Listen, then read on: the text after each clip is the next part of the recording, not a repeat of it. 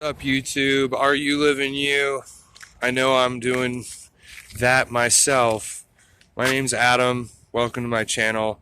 There's some things that I love about my van, and so I'm going to talk about them. Essentially, I have some pretty simple countermeasures in effect with this van. First of all, it's a pretty clean Ford van. It does have a couple issues, but from a distance and especially at night, it's essentially a clean van. I've had a few kind of like stressful moments in the last month or so, and just going to talk about those in this video. And the fact that the features that I love about my van have kind of helped out immensely in those circumstances.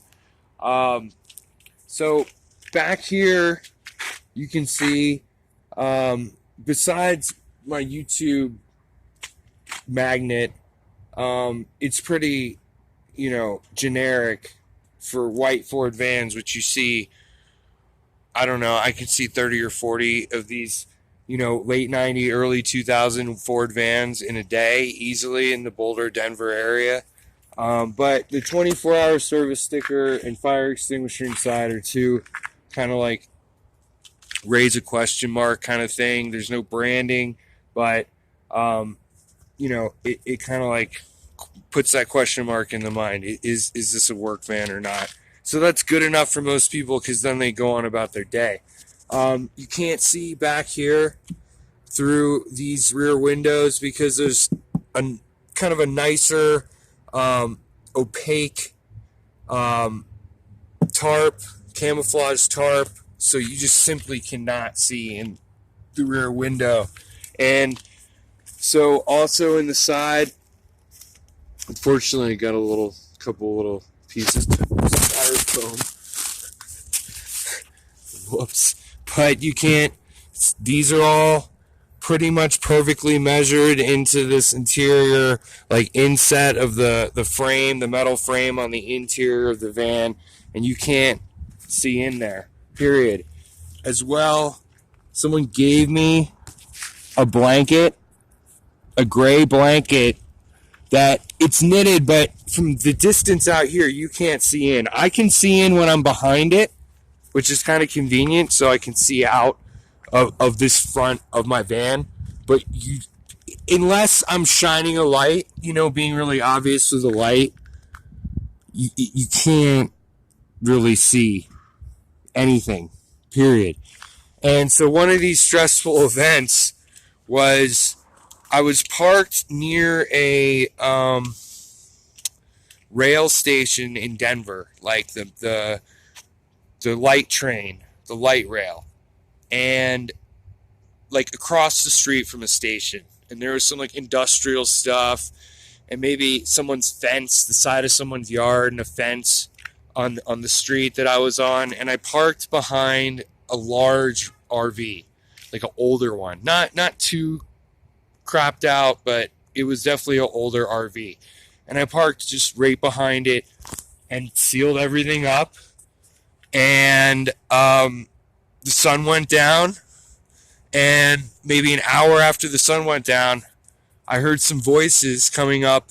Like there was a sidewalk next to the van and then someone's fence, and I seen some people walking by, but I heard some voices come up, and then flashlights basically up, looking in the back, coming up the side, flashing in the front, back and forth, doing it again on the other side, doing it on the side windows, going around the edges, seeing if they could see in anywhere. I was just sitting, I had just been looking at my phone when I was kind of interrupted, and I was just kind of like put my hand over my phone and just was lying on my bed. And they never knocked. They never said anything other than, oh, let's go check out this RV, or he must be in the RV, or something to that effect. All my doors were, they didn't pull on any of the doors. I'm pretty sure there were transit cops that were basically patrolling the area. And I did have an open beer. So I'm pretty happy with the way my van's set up. I mean, it's obviously not an expensive van, but, and some people are really into stealth. Some people say it doesn't even matter. I think it matters to be able to park a van like this pretty much anywhere I want to and not have to worry about people, even thinking that there might be someone in there, because it's generic enough, it's innocuous enough. That's probably not the right word that I'm actually trying to use. That people just, it raises that question mark in your mind, and it's not like a conversion van with a stripe down the side and a large window, with visors in it. It's like screams, yeah, somebody's living in here. It just doesn't. This van was pennies on the dollar. Has given me no problems in the first year of ownership, and basically for a few more pennies on the dollar, I already had that insulation. I've also insulated the entire inside of the van because I'm like halfway through the build, but I had that tarp. I used it as a footprint for my tent for backpacking for years and years and years and years.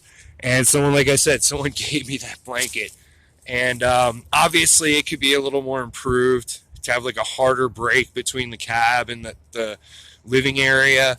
Probably be a little more energy efficient, hold more heat in, keep more heat out kind of thing. But it works for what the time and the thought process of is this going to, proving, using it. How do I come up with the solution? Someone just handed it to me, and it clips both ends of the interior of my van. So this was the first interruption. Had transit cops flashing my van for like a good 3-4 minutes. They never even said, is anyone in there? They never knocked. They never pulled on a doorknob. So I think that shows that this is a stealth van, which I'm pretty happy about. Check out episode 2 of Van Life Interrupted. There's going to be 3 of them. Thanks for watching. Have a great day.